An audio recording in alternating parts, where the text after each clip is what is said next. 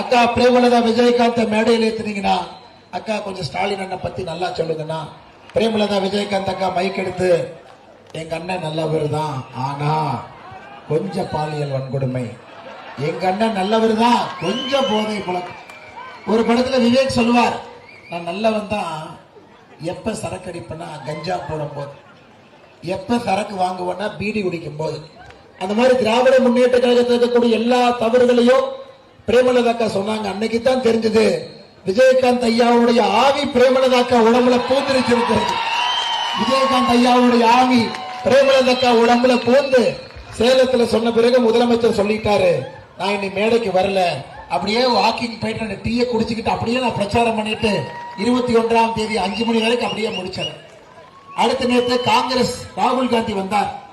நாங்கள் ஒரே மேடையில் இருக்க மாட்டோம் என்று தெற்கிலே ராகுல் காந்தி, தமிழ்நாட்டினுடைய வடக்கு பகுதியிலே ஸ்டாலின் அவர்கள் ஒரு மேடையில கூட இல்ல. ஆனா ராகுல் காந்தி அவர்கள் பேச்ச மொழிபெயர்த்ததை பாத்தீங்களா? செல்ல பெருந்தகை அவர்கள் மொழிபெயர்த்ததை பாத்தீங்களா? அதை விட மோசமாக ஒரு மொழிபெயர்ப்பு ஒரு கட்சியை என்னோட வாழ்க்கையில் நான் பார்த்தது கிடையாது. காங்கிரஸ் எதிர்கட்சி தலைவர் பேசுவது மாநில தலைவருக்கு புரியல, அப்படி எப்படிங்க எப்பங்க நமக்கு புரியும்? நமக்கே புரியல. அதனால காங்கிரஸையும் நீங்கள் நிராகரிக்க வேண்டும். கம்யூனிஸ்ட் கட்சியினுடைய மாநில தலைவர் சண்முகம் அவர்கிட்ட போய் கேட்கிறாங்க, அண்ணே ஒரு ஊழல் கட்சியோட கூட்டணி வச்சிருக்கிறீங்களே. அதுக்கு சண்முகம் சொல்றாரு, தம்பி அதெல்லாம் நீ பேசக்கூடாது, பாஜக உள்ள வரக்கூடாதுன்னு தான் கூட்டணி வச்சிருக்கோம், ஆனா திமுக பண்ற ஊழலுக்கு நாங்கள் பொறுப்பேற்க மாட்டோம்.